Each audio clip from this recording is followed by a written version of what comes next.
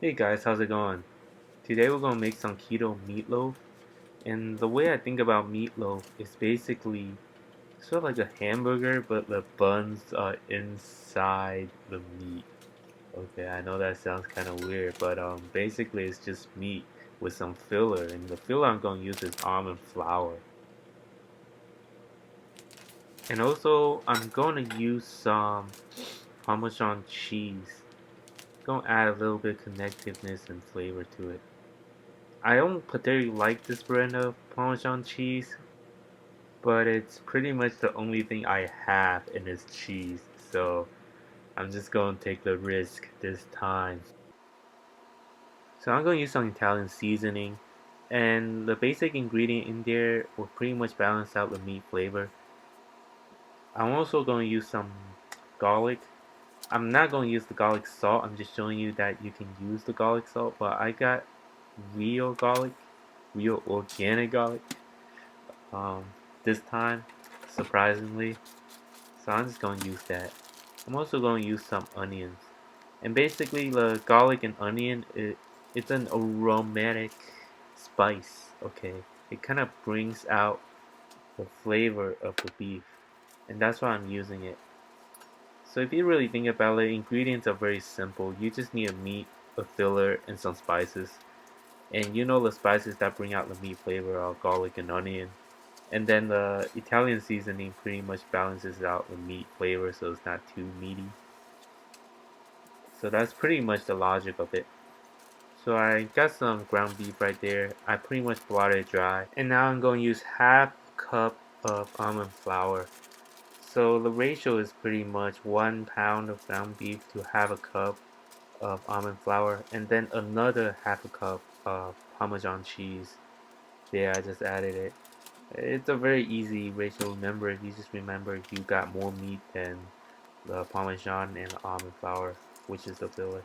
I also added some egg, well, one egg, pasture raised egg, which is my favorite. Okay, so right now I'm just mixing all the ingredients up. I haven't added the spices yet. Basically, the spices, Italian seasoning, you just use 1 teaspoon.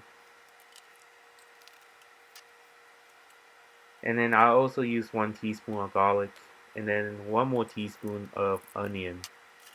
It, if this sounds really simple, it really is because all the seasoning is basically 1 teaspoon. You can add more onion, but I didn't really want the onion flavor too.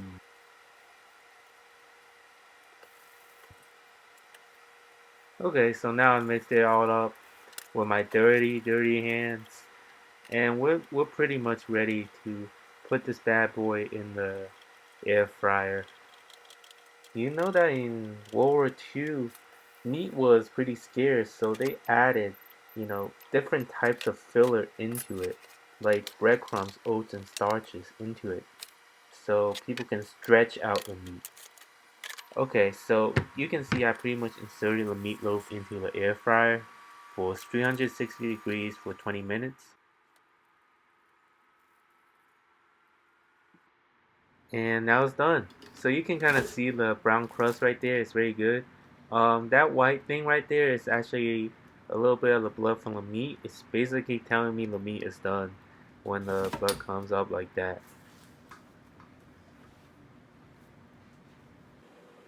This already looks pretty delicious. I'm just lifting it up so you can see there's a lot of oil on the bottom because I actually cook other things with it. It's pretty dirty. I'm sorry about the air fryer being dirty. It is the dirty kitchen. I'm going to use some tomato ketchup, and you can see the nutrition there. That's a regular tomato ketchup, and this is the sugar-free version with sucralose. Um, I'm kind of debating whether I should use one or the other because I'm not the biggest fan of sucralose.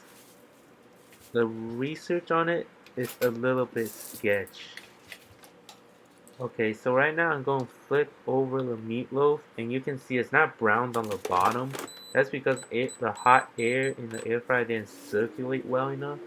And that's just because I put one of those like white paper on the bottom so I don't have to clean too much.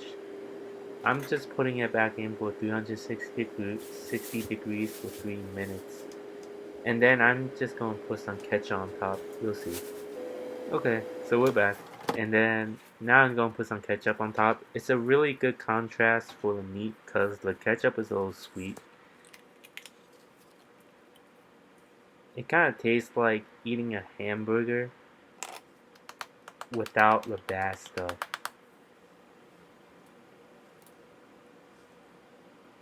It's got splattered blood all over the meat right there. So I can eat like a true carnivore. So again, I'm just spreading it out. And I decided actually that I didn't really want cold sauce on my hot meatloaf.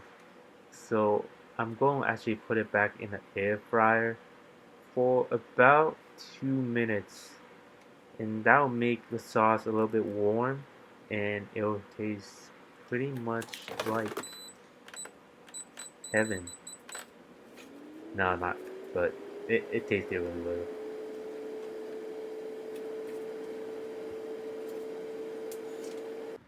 Okay, and now it's done. So you can see it's pretty good.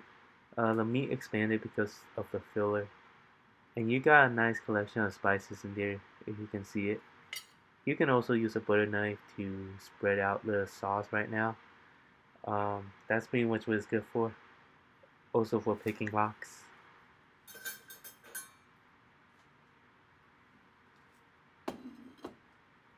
Just gonna cut this thing up and show you the inside. And you'll be able to see the filling much better. Also that, is completely cooked. I'm not just like pulling a string. Phew, man, I'm pretty tired. Yeah, there you go. Oops. I accidentally killed one of my meatloaf, you know. But don't worry, it's gonna be in my belly soon. Look at all that blood on that table right there.